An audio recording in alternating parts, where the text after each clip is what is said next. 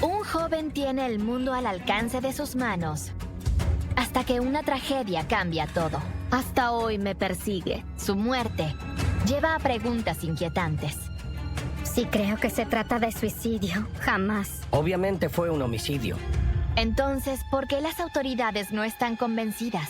Necesito una confesión. ¿Pero qué tanto buscaron realmente? Y más adelante, el devastador asesinato de una joven. La encontraron con un alambre enrollado alrededor de su cuello. Me rompió el corazón. No puedo imaginar que un ser querido sea encontrado de esta manera tan horrible. Conduce a revelaciones alarmantes sobre la historia de alguien cercano a ella. Ahora sabemos que ambas mujeres comparten un trágico pasado en común. Mi mente se acelera. ¿Qué sucede? Perdí el control y casi quise atacarlo. ¿Qué pasó realmente con Jo'Make y Janie? 15 de noviembre de 2016. En Freeport, sureste del estado de Nueva York, una comunidad negra dentro de un condado donde predominan los blancos. Muchas familias vinieron desde la ciudad de Nueva York por la seguridad. Pero para los familiares de Jo'Make Simmons, de 20 años, es posible que Freeport nunca vuelva a ser seguro. Fue la decisión más difícil que tuve que tomar en mi vida. Hasta hoy me persigue.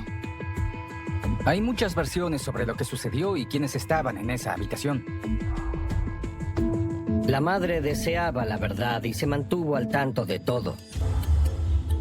Desde pequeño, Jo'Make Simmons es muy querido por todas las personas que lo conocen. Es hijo único y vive en Freeport con su padre John. Su madre, Tihisha, vive en Queens. Jo'Make era muy importante para nuestra familia. Se llevaba bien con todo el mundo, le gustaba divertirse y hacer bromas. Sin tener hermanos, Jo'Make es muy cercano a su prima, Tanisha. Jo'Make fue como un mejor amigo para mí. Cuando él estaba, todo se tornaba divertido. Es querido en casa y en su comunidad. Jo'Make amaba la diversión. Tenía una sonrisa hermosa y una brillante perspectiva de vida. Quería hacer las cosas correctas. Cuando ingresa en la secundaria, Jo'Make lucha con la carga de trabajo, por lo que su maestro lo coloca en un programa llamado Prosper.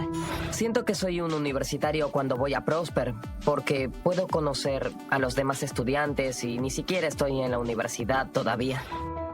En el otoño de 2014, Jo'Make vuelve a la secundaria y prospera como el mejor defensor en el equipo de fútbol de élite de la escuela.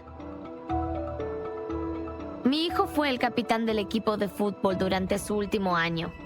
Pero no era arrogante, solo era muy bueno en lo que hacía. Fui a todos sus partidos. No falté a ninguno. En la primavera de 2015, Jo'Make se gradúa de la secundaria y se inscribe en Nassau Community College, donde estudia para convertirse en entrenador deportivo. Pero en diciembre, su vida da un giro repentino. El joven atleta queda devastado cuando lo diagnostican con linfoma de Hodgkin. Cuando Jo'Make fue diagnosticado con cáncer, tuvo que dejar de ir a la universidad y de trabajar. Eso impactó en su vida porque era muy sociable. Pero está decidido a vencer la enfermedad. Entonces soporta ronda tras ronda de quimioterapia. Solía venir a verme después de ir a la sesión de quimioterapia. Se acostaba en la cama conmigo y lloraba desconsolado porque le dolía mucho. Se cayó su cabello y perdió mucho peso. No podía comer. Y verlo pasar de ser un muchacho fuerte y lleno de energía a alguien débil no fue fácil. No podía imaginar cómo se sentía. A principios de noviembre de 2016, las sesiones de quimioterapia dieron resultados. Su cáncer está en remisión. Quería comenzar desde cero, volver a la universidad y tener una vida de adolescente normal. Estaba feliz de haber superado el cáncer. Quería entrenarse en el gimnasio. Le dije que a mí también me gustaría y él dijo que perfecto porque estaríamos juntos.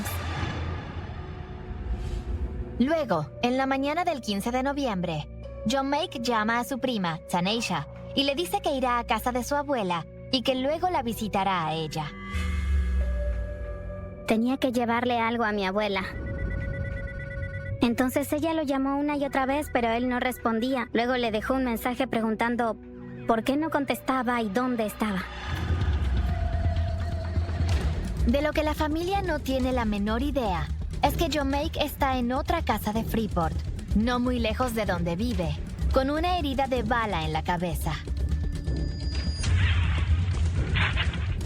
Está vivo, pero inestable. Los socorristas lo llevan rápidamente al centro médico de la Universidad de Nassau. Esa noche, el padre de Jomake es el primero en enterarse del tiroteo por una publicación en Facebook y corre al hospital para encontrar a su hijo en cuidados intensivos. Cuando llegué, él tenía la cabeza envuelta, los ojos entreabiertos y bolsas en la mano que le puso la policía. Entonces les pregunté por qué y dijeron que querían revisarlas en busca de residuos de pólvora. Ahí es cuando John se da cuenta de algo horrible. La policía cree que Jomake se disparó.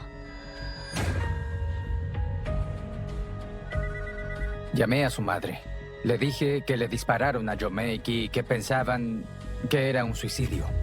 Recibí una llamada y me dijeron que mi hijo se había disparado en la cabeza. Dije que él nunca haría eso, jamás. Lo único que necesitaba era llegar al hospital y averiguar qué sucedió. De vuelta en la casa donde le dispararon a Jomake, la policía de Nassau entrevista a 2 amigos de Jomake de la escuela secundaria, que son los únicos testigos del tiroteo. Muy bien, solo le haré unas preguntas, ¿de acuerdo? La historia que le cuentan a la policía tiene pocos detalles y parece tener poco sentido. Dicen que Jomake llegó a la casa ese mismo día, molesto por una discusión que tuvo con su padre. Luego, entra a la habitación en el primer piso, saca una pistola, la presiona contra su cabeza y tira el gatillo. Cuando la madre de Jomake escucha este relato, empieza a sospechar en el mismo momento. La única vez que vi a esos 2 jóvenes fue cuando llegaron al hospital. Les pregunté a ambos individualmente y enseguida si mi hijo llevaba armas. Y dijeron que no. Les pregunté otra vez lo mismo y dijeron que no. Les cuestioné cómo se disparó. Dijeron que no sabían una y otra vez. Y cuando se dieron cuenta de que iban a empezar a hacerles interrogatorios, ellos se fueron corriendo. Su historia tampoco tiene ningún sentido para el padre de Jomake. Dijeron que llegó a esa casa bastante molesto porque tuvo una discusión conmigo. John dice que él y su hijo discutieron ese día, pero fue una pelea irrelevante porque Jomake había dejado la puerta del refrigerador abierta. ¿Por qué saldría de mi casa, iría a la de sus amigos para sacar un arma y dispararse? Si fuera así, ¿no lo habría hecho aquí? ¿Por qué irse? Mientras la familia está en la habitación del hospital de Jomake, rezando para que sobreviva, solo pueden esperar que alguien sepa algo que ayude a resolver el misterio de quién le disparó a su hijo. Estoy muy seguro de que hay algo más en la historia que no se cuenta. El 20 de noviembre, 5 días después de que le dispararan, los médicos les dijeron a los padres de Jomake que su hijo no tenía ninguna función cerebral. Sus padres se ven obligados a tomar la difícil decisión de retirar a Jomake del soporte vital. Lo traje a este mundo y tuve que dejarlo ir. Estaba caliente cuando lo besé, ¿me explico? Y eso fue todo, lo dejé y me fui a casa a llorar. 6 días después de que le dispararan, mientras su madre hacía los arreglos para el funeral, se enteró de que el médico forense de Nassau dictaminó que la causa de la muerte había sido un suicidio. Siempre supe que no era verdad. Mi hijo había vencido al cáncer. Luchó por su vida. Se matriculó en la universidad y estaba trabajando de nuevo. No hay forma de que se hubiera suicidado porque quería vivir. Nadie que haya conocido a Jomake puede creer que se quitara la vida. No podía creerlo porque Jomake era muy abierto con sus emociones. Uno sabía cuando se sentía feliz o triste. Era visible. Además, no tenía problemas en conversar. La prima de Jomake, Taneisha, hablaba con él casi todos los días y dijo que si hubiera estado deprimido, se lo habría dicho. Si creo que se trata de un suicidio, jamás. Nunca. No me lo imagino. Nunca se habló de eso. Poco después del funeral, su madre comienza a tomar el asunto en sus propias manos y comienza a contactar a los detectives de la policía de Nassau, suplicándoles que escuchen su historia. Una parte de mí quería orar y llorar, pero la otra parte quería investigar y saber la verdad porque necesitaba averiguar qué le pasó a mi hijo. Justo 3 días después de que le dispararon a Jomake, sucede algo sorprendente. Las llaves del auto y el teléfono aparecen misteriosamente en la casa de su padre. Cuando revisé mi buzón, estaba su teléfono y también sus llaves. Ambas cosas las dejó uno de los amigos de Jomake, justo uno de los que dicen haber sido testigos de cómo se suicidó. Los detectives no sabían que estos 2 jóvenes tenían el teléfono, el auto y las llaves del auto de mi hijo. Y cuando los padres de Jomake revisan su teléfono, descubren que todos los mensajes de texto del día del tiroteo habían sido borrados. No tiene ningún sentido. Todo el mundo sabe que un adolescente tiene 1 millón de mensajes. Todo fue eliminado. ¿Jomake realmente se quitó la vida? ¿O alguien lo asesinó? Nadie tiene respuestas. Luego, a fines de febrero de 2017, Tahisha recibe un mensaje de texto anónimo. El mensaje de texto decía que mi hijo fue asesinado.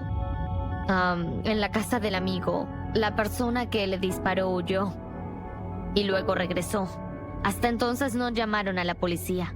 Esperaron.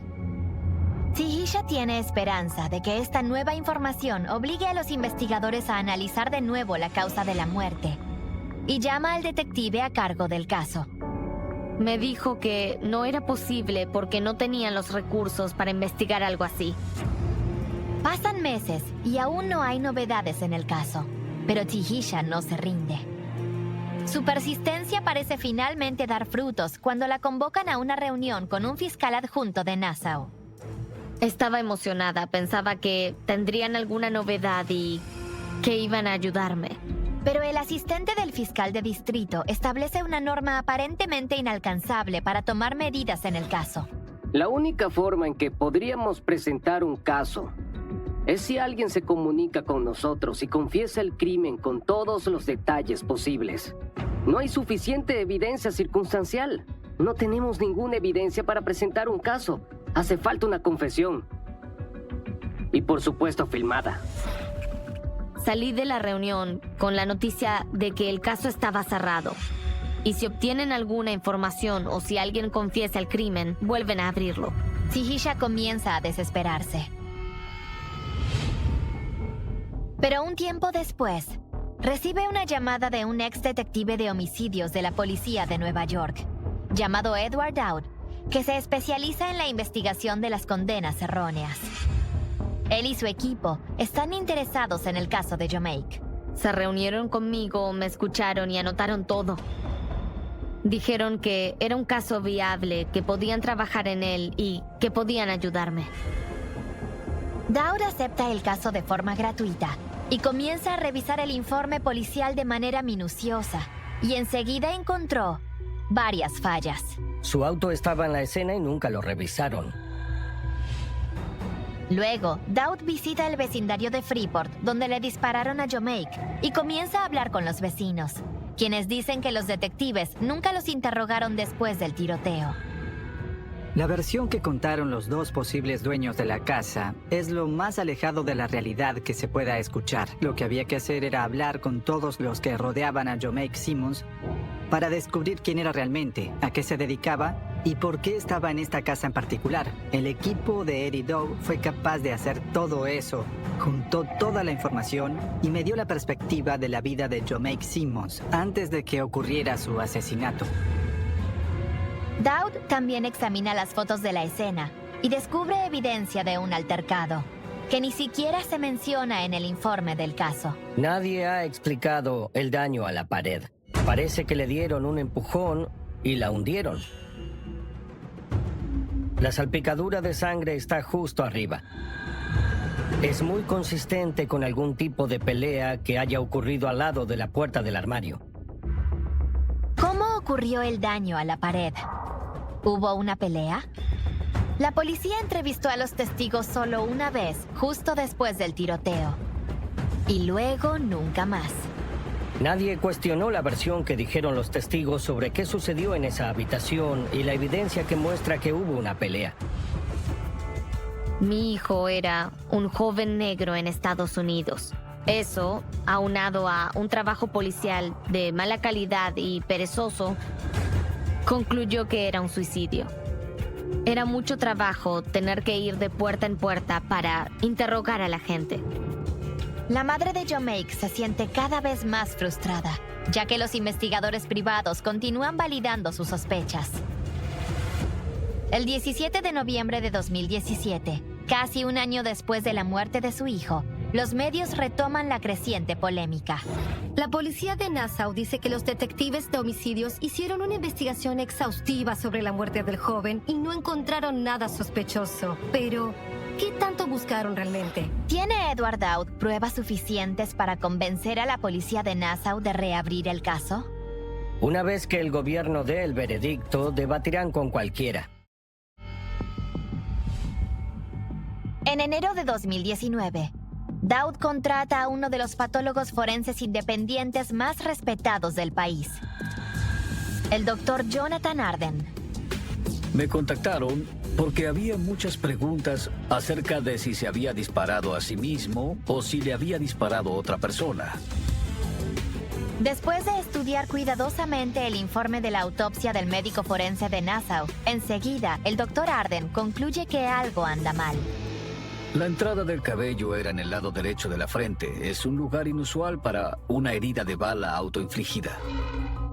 La trayectoria de cómo esa herida de bala se inclinó hacia su cabeza también fue algo inusual, ya que estaba en un ángulo muy poco profundo. No fue directo a la cabeza, atravesó más tangencialmente la parte superior de la cabeza.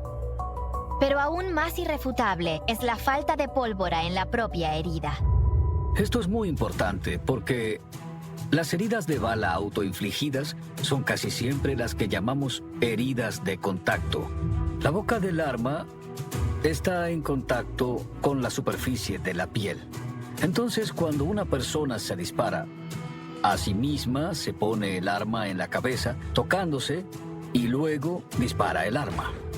De hecho, el Dr. Arden descubre que la herida de entrada de Jomake no se parece en nada a una herida a corta distancia. La evidencia médica forense es muy clara. Jomake Simmons recibió un disparo de otra persona desde una distancia de aproximadamente 30 centímetros. Es obvio que fue un homicidio y creo que culposo. Ahora, Sihisha tiene esperanzas. Estaba tranquila porque ya tenía las pruebas. Pero cuando se presenta el informe al médico forense en jefe de Nassau, todos se sorprenden con un rechazo a las evidencias del Dr. Arden. Declararon suicidio y van a aferrarse a eso. En abril de 2019, después de que un tribunal penal no escuchara el caso de la muerte de su hijo, Sihisha contrata al prominente abogado de Nueva York, Abe George, para luchar contra la declaración de suicidio en un tribunal civil. La mejor forma de cerrar un caso es declarando suicidio.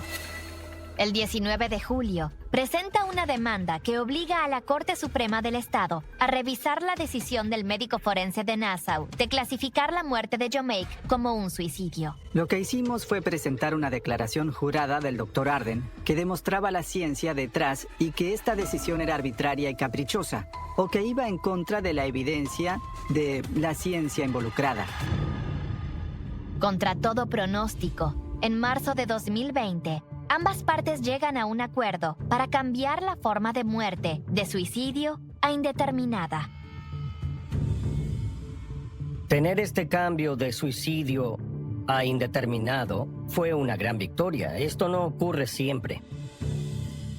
Pero para el padre de Jomeik es un pequeño consuelo. Cuando descubrí que cambiaron la causa de muerte de Jomeik de suicidio a indeterminada, me quedé desconcertado porque ¿qué significa indeterminado? ¿A qué se refiere? Tiene que ser algo. Tienen un arma, una víctima y un joven afroamericano en un vecindario donde predominan los afroamericanos. Desafortunadamente, la vida del señor Simmons fue descartada. El Departamento de Policía del Condado de Nassau y el médico forense rechazaron las entrevistas en cámara. En un comunicado al programa, la Fiscalía de Distrito dijo: aunque la evidencia disponible hasta ahora no es suficiente para acusar a alguien en relación con su muerte, la investigación permanece abierta. Pero la familia de Jomeik no cree que la policía esté haciendo nada más para averiguar qué sucedió realmente con su hijo. Lo extraño, lo tengo de fondo de pantalla. Tengo una foto de él colgada en mi habitación en la que estamos juntos. Él siempre será mi bebé y mi primogénito. A Jomeik lo amaré por siempre.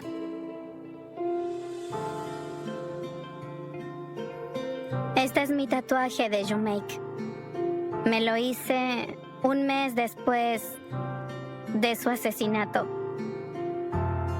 Jomeik era mi mejor amigo y tenía que tenerlo conmigo en todo momento. Era un hermano, un nieto, un bisnieto y no se merecía esto. Esto no debió pasarle a él. No debió pasarle a él.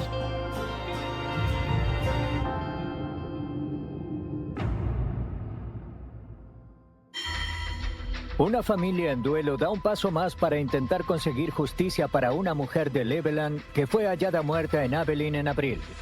En Texas, la familia de otra joven de 20 años intenta encontrarle sentido a un absurdo asesinato. La policía cree que la muerte es sospechosa. 15 de abril de 2018, Cleveland, Texas, un pueblito de praderas en South Plains. En los años 50, la zona se hizo conocida por uno de los avistamientos de ovnis más famosos de la historia. Pero cuando una joven es encontrada muerta, toda la comunidad queda sorprendida. Fue una bomba de tiempo. Sabíamos que no saldría nada bueno de eso, y aquí estamos.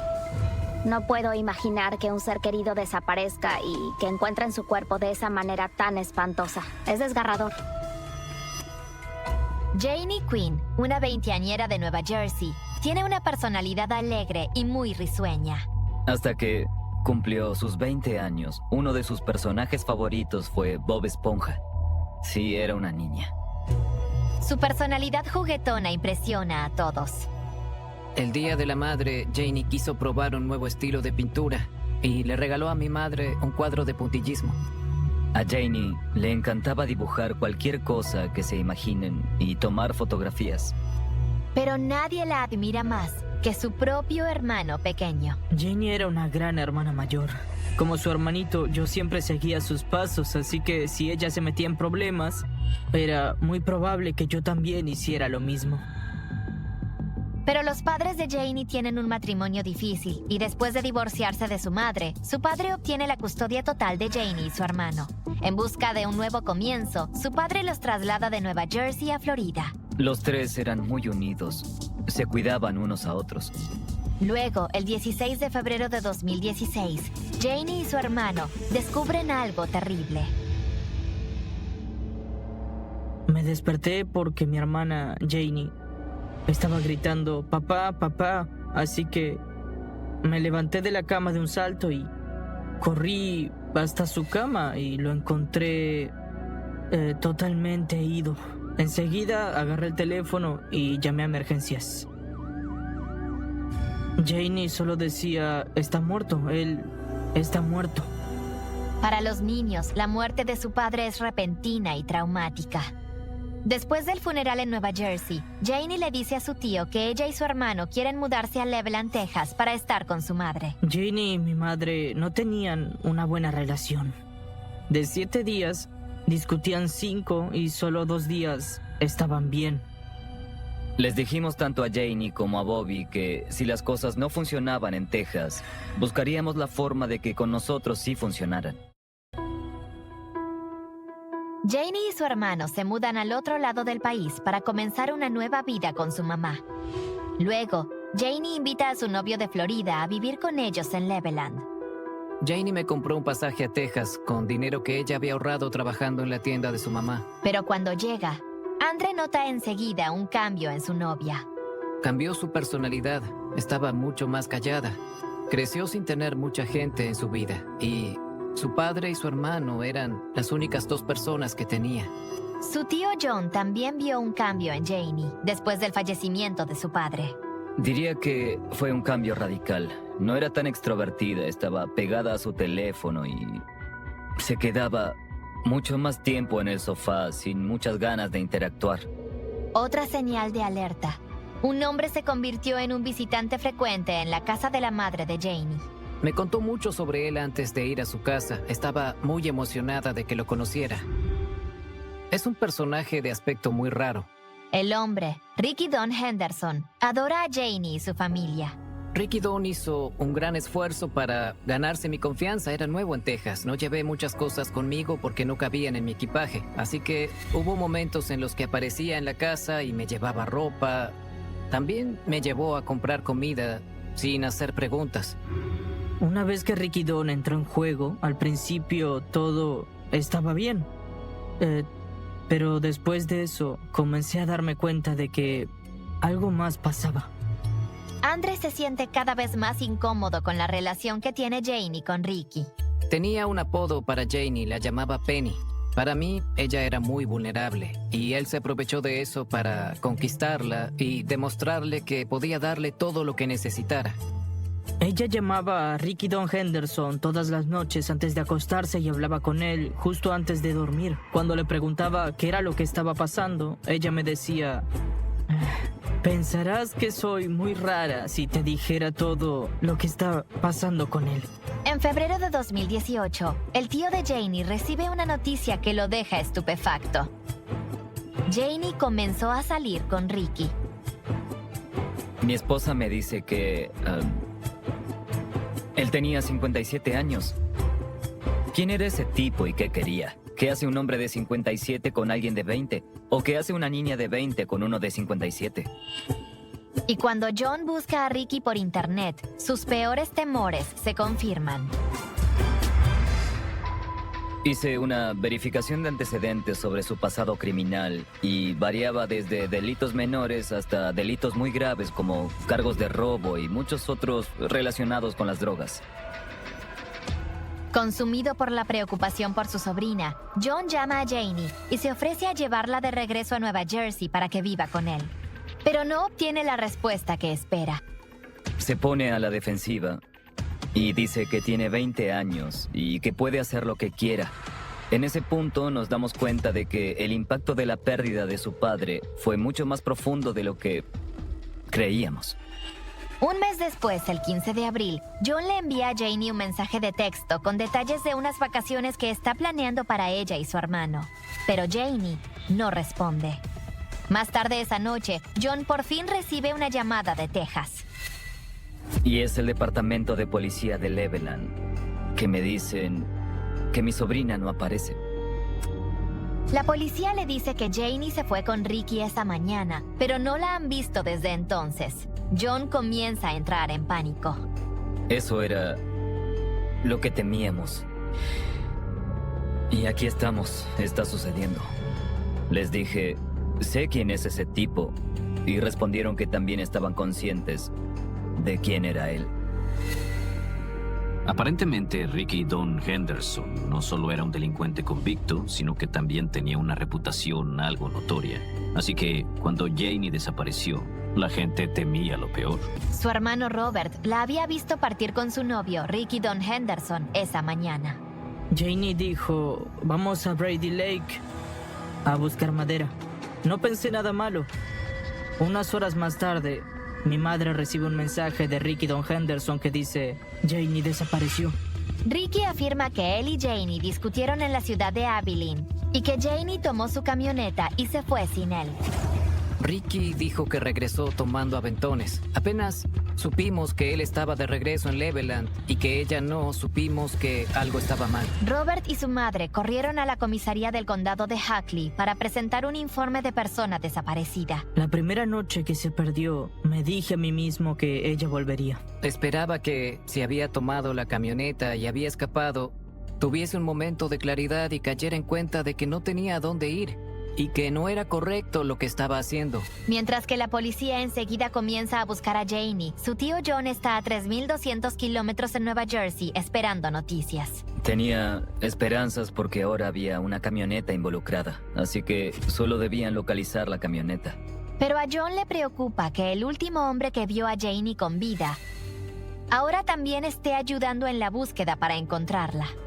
Todos estábamos en pánico porque conocíamos el historial de este hombre.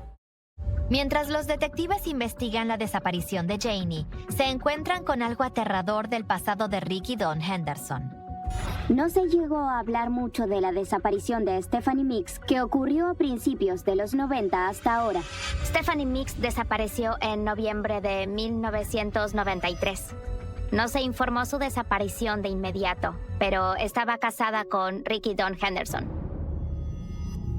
El 28 de noviembre de 1993, después de una discusión con su esposo Ricky, Stephanie llama a su abuela en San Angelo y le dice que quiere terminar el matrimonio. Cuando su abuela conduce a Leveland, se sorprende con lo que encuentra. Cuando llegó su abuela, Stephanie no estaba ahí y su esposo dijo que se había ido con amigos a Nuevo México.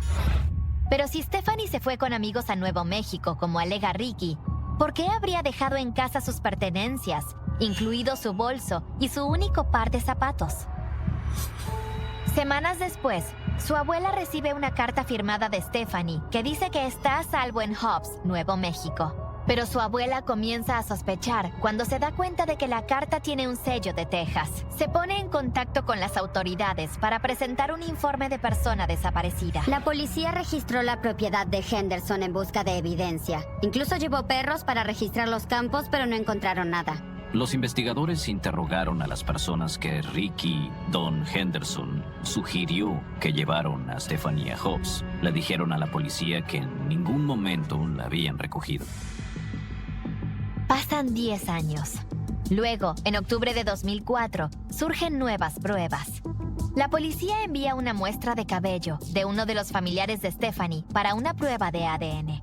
El cabello se compara con la saliva del sobre y lo que encuentra el laboratorio de criminalística es asombroso.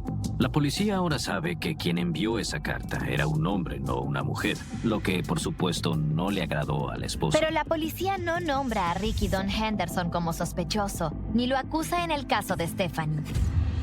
Y después de 15 años, sin nuevas pistas, hay pocas esperanzas de resolver la desaparición de Stephanie. Me enteré del caso de Stephanie 25 años después. Al igual que el caso de Janie, no tiene sentido. El peor temor de la familia de Janie es que su caso tampoco se resuelva. Entonces, el martes 17 de abril de 2018, 2 días después de su desaparición, un descubrimiento espeluznante. El cuerpo de una mujer joven se encuentra colgado en un campo en Abilene, Texas, a solo 3 horas de la casa de Janie en Leveland. Y entonces te desesperas. ¿Qué está pasando? Luego, la camioneta de Ricky es descubierta en lo profundo de un área boscosa, no lejos de donde se encuentra el cuerpo. Pero en lugar de dar respuestas, esto solo conduce a más preguntas. Estaba completamente destrozado. Se necesitaron 2 o 3 grúas para sacar esa camioneta de la zanja. El auto estaba destrozado en la parte delantera, pero el cuerpo de Janie no estaba en él. Algo no estaba bien. Poco después, la policía identifica a la mujer que fue encontrada colgada en el campo. La policía nos dijo... Es Janie Quinn, es su cuerpo. Me rompió el corazón. Bobby y yo estábamos en el comedor junto a otras personas. Todo lo que recuerdo es la reacción de Bobby. Vi cómo perdió el control. Bueno, todo lo que tenía en ese momento era su madre. Acaba de perder a su hermana y a su padre con 1 año de diferencia. Así que por nada del mundo lo dejaría solo. ¿Janie se ahorcó? Hasta que se complete el informe de la autopsia, el departamento de policía de Abilene no lo dirá. Dijo que no lo sabía con certeza. No se considera un homicidio, podría ser un suicidio. No quería que lo clasificaran así. Pero cuando la oficina del médico forense finalmente publica sus hallazgos, los detalles son inquietantes. Se dictaminó un homicidio y oficialmente fue un ahorcamiento premeditado. Fue estrangulada manualmente. Ella fue encontrada con un alambre enrollado alrededor de su cuello y bolsas atadas alrededor de ambas manos. El informe de la autopsia concluye que murió por asfixia. La policía lo califica como asesinato. La policía emite órdenes de búsqueda para los registros telefónicos de Ricky y lo interroga sobre la desaparición de Jamie. Una de las mayores preocupaciones, con 2 escenas de crimen, el camión y el cuerpo, es: ¿el asesino de Jamie actuó solo? No lo imagino haciendo esto solo. Por lo que sé y por lo que he visto, no me quedan dudas de que hay alguien más involucrado. Ricky les dice a los investigadores que un amigo lo recogió cuando Jamie se fue en su camioneta. La policía localiza rápidamente al amigo de Ricky para averiguar qué sabe. También tiene una orden de búsqueda en los registros de su teléfono para ver qué tipo de comunicación hubo. Pero fue absuelto de cualquier participación aparte de recoger a Henderson y llevarlo de regreso a Leveland. Luego hay un progreso. La policía de Abilene nombró a este hombre, Ricky Don Henderson, de 56 años, como sospechoso en el caso de asesinato de Janie Quinn, de 20 años. El departamento de policía de Abilene dio a conocer su nombre a los medios y luego, una vez que salió ese nombre, se dio a conocer quién era en realidad Ricky Don Henderson. Días después, Ricky vuelve a ser nombrado como sospechoso en el caso, esta vez en la desaparición de su esposa Stephanie en 1993. Ahora sabemos que ambas mujeres comparten un trágico pasado en común. Ambas conocen a un hombre llamado Ricky Don Henderson. A pesar de la atención de los medios, nadie da un paso adelante con ninguna información en ninguno de los casos. Una vez me lo encontré en público en el supermercado y perdí el control y casi quise atacarlo. Alguien impidió que lo hiciera, entonces él dijo: "No lo hice, Bobby. No hice nada. ¿Por qué estás molesto?" Pero el 26 de diciembre de 2018, la policía arresta a Ricky por cargos de drogas no relacionados. Encontraron drogas e instrumentos relacionados en la camioneta, pero no nos detendremos hasta que obtengamos respuestas sobre lo que le sucedió a Janie. 2 semanas después, el 7 de enero de 2019, Ricky es trasladado a la cárcel del condado de Taylor. Y ahora que el novio de su sobrina está tras las rejas, el tío de Janie trama un plan. Quiere encontrarse con Ricky cara a cara y convencerlo de que confiese el asesinato de Janie. Le pregunté si podía visitarlo. Lo sorprendente es que aceptó. Su tío John Quinn dice que espera que Henderson comience a hablar sobre lo sucedido, poder hablar con él en la cárcel e incluso enviarle cartas. John construye lentamente una relación con el novio de Janie. La primera vez que lo visité, estuve unos 45 minutos. Regresé al día siguiente. Estaba tomando notas de todo lo que decía, de todo lo que le preguntaba. Un mes después, John regresa sin aviso para una tercera visita. Volví con más preguntas. Quería encontrar un error en la línea de tiempo de sus historias. Solo seguí preguntándole lo mismo una y otra vez. Quería saber cuál era su reacción. Le conté mi teoría. Y se notaba que revivía lo que decía. Pude ver en su rostro que recordaba y revivía lo que le decía que pensaba. Le conté mi teoría y pude notar que lo que decía para él era un recuerdo. Él revivía lo que le contaba sobre lo que le pasó a Janie. Algo que le pregunté fue que si no había sido él, ¿quién sería capaz? ¿Y por qué? ¿Qué pasó? Él solo dijo, después de estar reviviéndolo, seguramente se topó con las personas equivocadas. Esa fue su respuesta. Luego, Ricky hace una declaración desconcertante. Me dijo que estaba en la cárcel por mi culpa. Yo le dije, estás en la cárcel por un cargo de drogas. No estás aquí por un homicidio. Respondió, todavía no. No sé qué quiso decir. ¿Cree que estamos cerca? En su última visita a Ricky, el tío de Janie hace un último intento para lograr que se sincere. Le pregunté, ¿nunca vas a confesar? ¿Nunca? Dijo que no. Entonces le dije, ¿hasta el día que mueras? ¿Ni en tu último aliento? ¿Ni siquiera ahí confesarás? Y dijo que no. Así que para él, confesarse no era una opción en ese momento. Pero de nuevo, cada día es diferente con él. Pero creo que se va a confesar. No. No si las cosas están como están hoy. Si es confrontado o si está acorralado, entonces probablemente lo haga. Pero no creo que su confesión sea espontánea. No lo creo. ¿Que si está hablando con gente en la cárcel? Puede ser. Quizás dentro de 2 o 3 años alguien hable. Quizás. ¿Quiero esperar tanto tiempo? No. Ricky Don Henderson pone fin a todo contacto con John y luego es acusado de 2 cargos de drogas, incluida la entrega de una sustancia controlada a un menor. Acepta 2 acuerdos de culpabilidad que resultan en una sentencia de 45 años. Mientras tanto, el asesinato de Janie Quinn sigue siendo una investigación abierta. Creo que todavía están investigando activamente tanto como pueden, pero una vez que la evidencia se enfría y no tienen a quién entrevistar, puede ser difícil hasta que se presente una nueva persona. La familia está ofreciendo una recompensa en efectivo de $12,400 por cualquiera que pueda ayudarlos a resolver el asesinato de Janie, pero John no se detiene ahí. Sé que el tío de Janie ahora no solo quiere hacer justicia para Janie, también quiere justicia para Stephanie. Estamos en contacto con la familia de Stephanie. Ahora, cada vez que hay algún tipo de noticia, en cualquiera de los 2 casos. Para la familia de Janie, no puede haber paz hasta que su asesino sea finalmente llevado ante la justicia. La justicia para mí es asegurarme de que el hombre nunca vuelva a estar libre.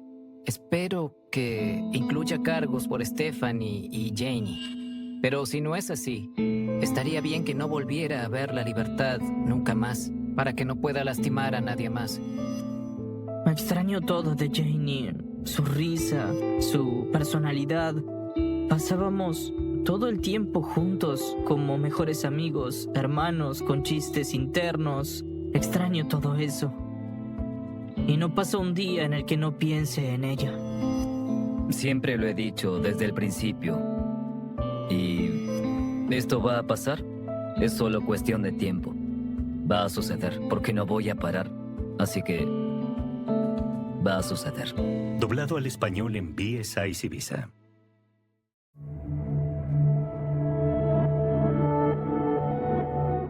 No es solo una opinión repulsiva ni una patología marginal encerrada en palabras. En su forma más extrema, puede convertirse en homicidio sistemático, en selección de víctimas, en terrorismo íntimo contra comunidades enteras. Puede sentarse detrás de un volante, cruzar fronteras estatales, buscar el momento oportuno y actuar con la convicción de que está corrigiendo el mundo. Esa posibilidad es lo que vuelve su caso tan oscuro. Porque no habla solo de un hombre, sino de una enfermedad ideológica que ha atravesado la historia estadounidense y que, cada cierto tiempo, encuentra cuerpos en los que encarnarse. La ejecución de Franklin en 2013 cerró una vida, pero no clausuró la pregunta más importante que su trayectoria deja atrás. ¿Cómo puede una idea de pureza racial crecer hasta el punto de volver prescindible la vida ajena? ¿Cómo un país puede seguir produciendo hombres que convierten sus frustraciones y prejuicios en doctrina sagrada? Como el odio, cuando se le permite circular, organizarse y justificarse, acaba siempre buscando un cuerpo sobre el que descargar su promesa de orden. Esa es la verdadera puerta de entrada a esta historia. No el morbo del criminal, no la fascinación por su ruta, no la crudeza aislada de cada muerte, sino la constatación de que hubo un hombre que miró el país y decidió que ciertos ciudadanos no merecían compartirlo con él, que vio en la diferencia una ofensa, que confundió el pluralismo con decadencia, que convirtió la ideología en permiso para matar, y que, al hacerlo, dejó algo más que una cadena de homicidios. Dejó un espejo sucio en el que Estados Unidos tuvo que mirarse. Un espejo que devolvía una imagen terrible, la de un país donde el viejo odio racial antisemita no había desaparecido, sino que aún podía ponerse botas, cargar un arma, recorrer carreteras y tratar de imponer su doctrina, disparando sobre la vida ordinaria de otros. Ahí empieza esta historia, en ese espejo, en esa carretera moral donde el odio dejó de ser consigna y se convirtió en sangre. Para comprender el caso de Joseph Paul Franklin, no basta con seguir la trayectoria de un hombre armado que cruzó varios estados dejando víctimas detrás. Hace falta mirar el país que lo rodeaba, el clima moral que le permitió sentirse no como un simple criminal, sino como un supuesto combatiente en una guerra imaginaria. Hace falta volver a los Estados Unidos de los años 70 y 80, un país que en la superficie había cambiado de manera profunda respecto a las décadas anteriores, pero que en su interior seguía cargando una violencia racial, cultural y política que no había sido derrotada, solo desplazada, maquillada o reagrupada. Las leyes de derechos civiles habían derribado barreras formales, sí. La segregación legal ya no podía sostenerse con la misma impunidad de antes, sí. Pero la humillación histórica, el resentimiento de muchos sectores blancos, el miedo a la integración, el antisemitismo latente y el culto a la supremacía no desaparecieron porque una firma presidencial cambiara la letra de la ley. Siguieron ahí, respirando bajo la alfombra nacional, esperando canales, símbolos, excusas, líderes menores, panfletos, organizaciones y hombres dispuestos a tomarse esas ideas como una misión. Joseph Paul Franklin creció dentro de ese aire. Su historia no nace solo en su cabeza. Nace también en un país donde el odio racial llevaba siglos produciendo un lenguaje, una estética. Una nostalgia falsa por un orden perdido y una lista interminable de enemigos imaginarios a los que culpar por cada ansiedad social. En esos años, Estados Unidos se estaba reconfigurando, las grandes ciudades cambiaban, las relaciones interraciales eran más visibles, la movilidad social y geográfica alteraba viejas jerarquías. La televisión mostraba un país más mezclado, más abierto, más contradictorio. Las instituciones judías seguían siendo objeto de odio para quienes necesitaban conspiraciones que justificaran su rabia.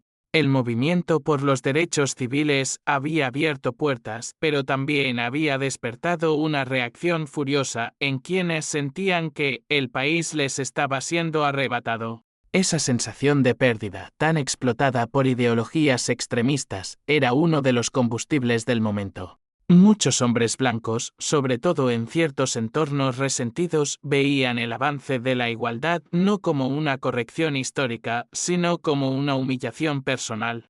Lo interpretaban como decadencia, como traición nacional, como una inversión intolerable del mundo que creían natural. Y cuando ese resentimiento encuentra doctrina, el resultado puede ser devastador.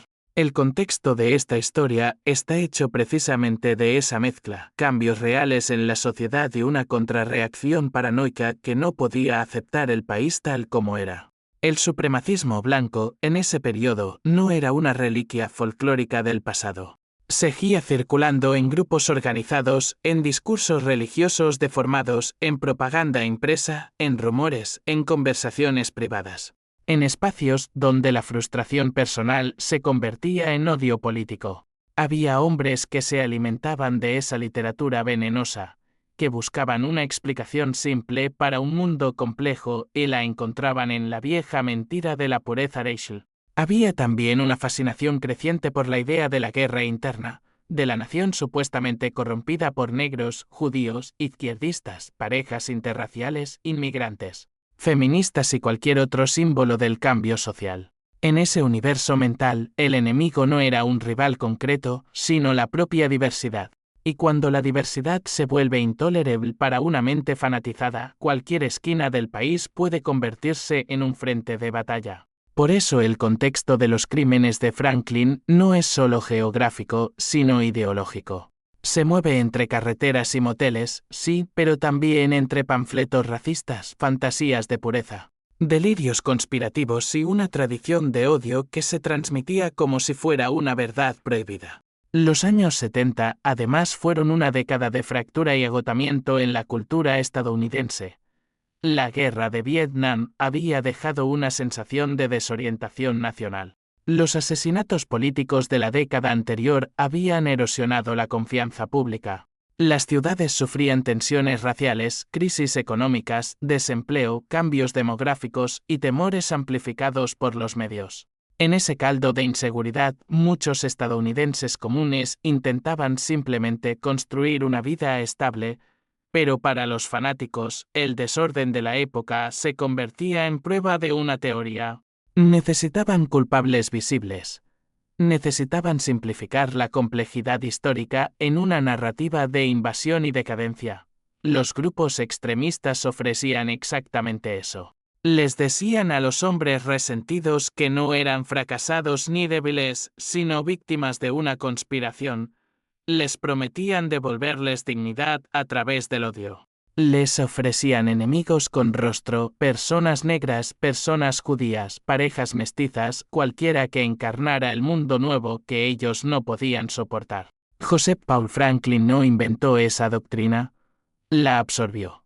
La tomó como una gramática para ordenar su rabia. Y eso hace que el contexto sea aún más inquietante, porque muestra hasta qué punto una ideología puede funcionar como andamio para la violencia personal. También hay que pensar en la geografía cultural del país. Estados Unidos, en esos años, era una nación enorme y muy desigual, donde las tensiones raciales no se distribuían de la misma manera, pero estaban por todas partes.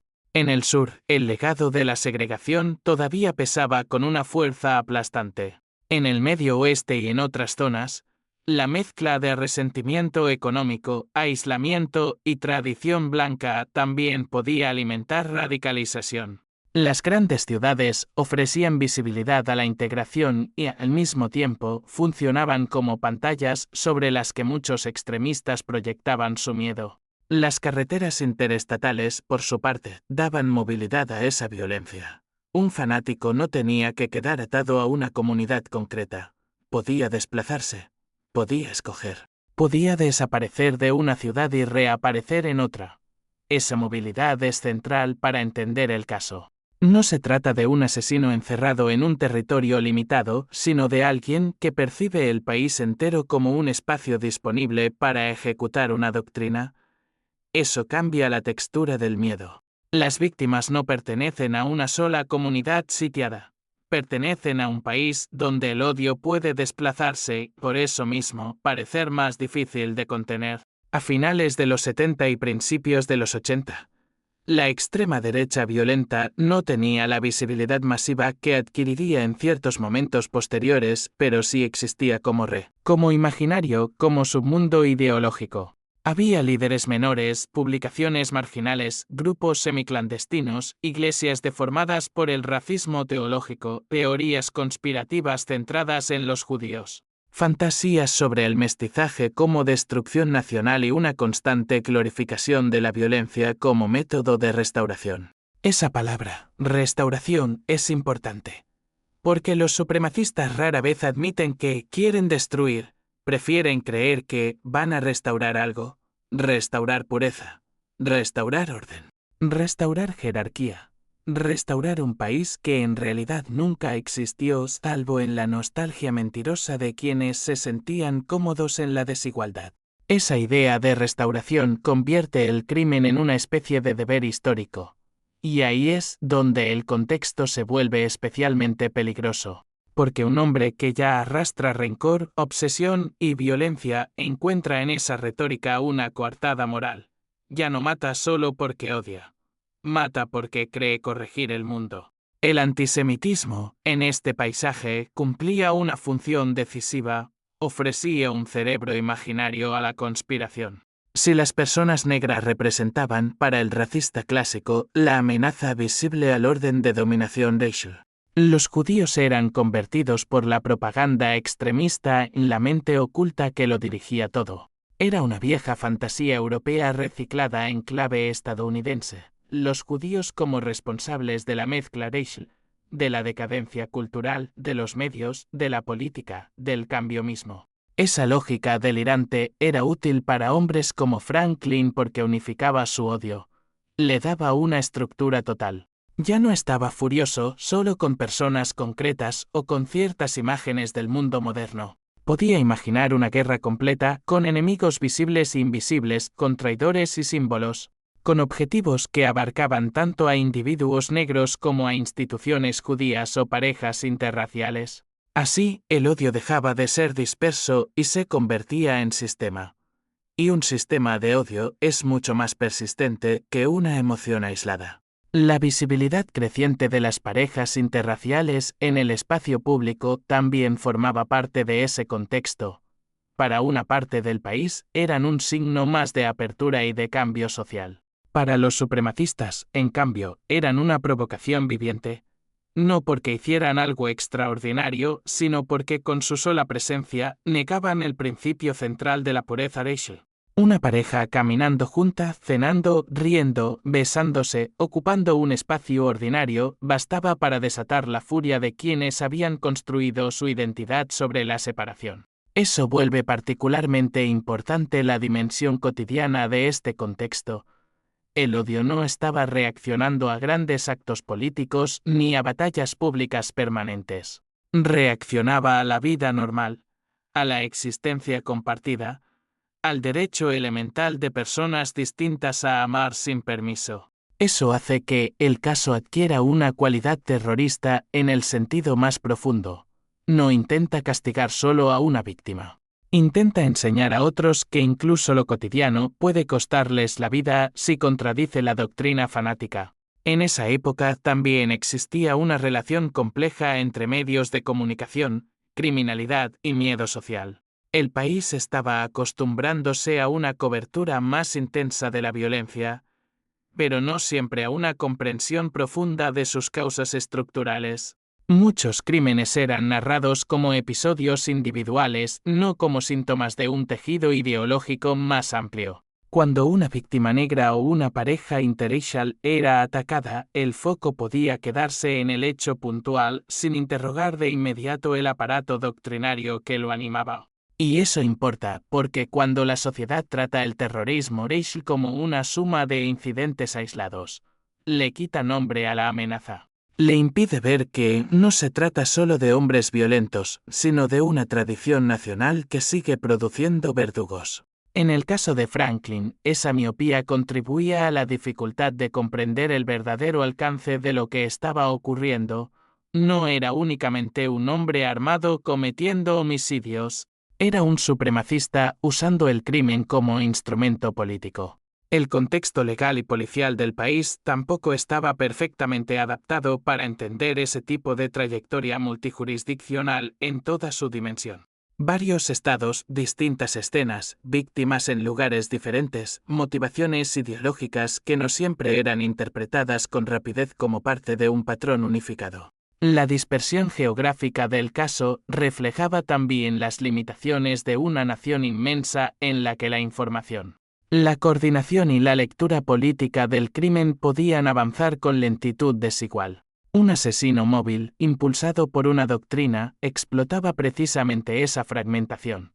Cada estado podía ver un pedazo del horror sin capturar del todo la arquitectura completa. Mientras tanto, las comunidades afectadas sentían el golpe directo. Para las personas negras, el caso se inscribía en una historia más larga de terror racial, linchamientos, asesinatos selectivos y mensajes de odio destinados a recordar que ciertos cuerpos seguían siendo considerados prescindibles por sectores fanáticos de la población blanca. Para las comunidades judías, resonaba con una tradición igualmente antigua de persecución, conspiración y violencia antisemita. Una tradición que el siglo XX debería haber desacreditado para siempre y que sin embargo seguía encontrando nuevos creyentes. El contexto, por tanto, no era solo estadounidense en general, era también histórico en un sentido más amplio. La persistencia de viejos odios dentro de una democracia que se imaginaba moderna y libre. En ese paisaje, Joseph Paul Franklin aparece menos como una anomalía pura que como un producto extremo de corrientes subterráneas muy reales. Eso no disminuye su responsabilidad, la agranda, porque muestra que eligió abrazar y ejecutar una tradición de odio ya disponible. Podría haber vivido dentro del ruido ideológico del país sin convertirse en asesino, pero decidió transformar esa doctrina en práctica. Decidió creer que el mundo necesitaba ser castigado por volverse más mestizo, más plural, más visible en su diferencia. Decidió actuar como brazo de una fantasía supremacista. Y esa elección fue posible porque el país le ofrecía algo más que carreteras y armas. Le ofrecía un lenguaje. Le ofrecía una genealogía de resentimiento. Le ofrecía un espejo donde podía verse no como criminal, sino como vengador. Esa es la verdadera oscuridad del contexto. No que existiera solo un individuo monstruoso, sino que hubiera un terreno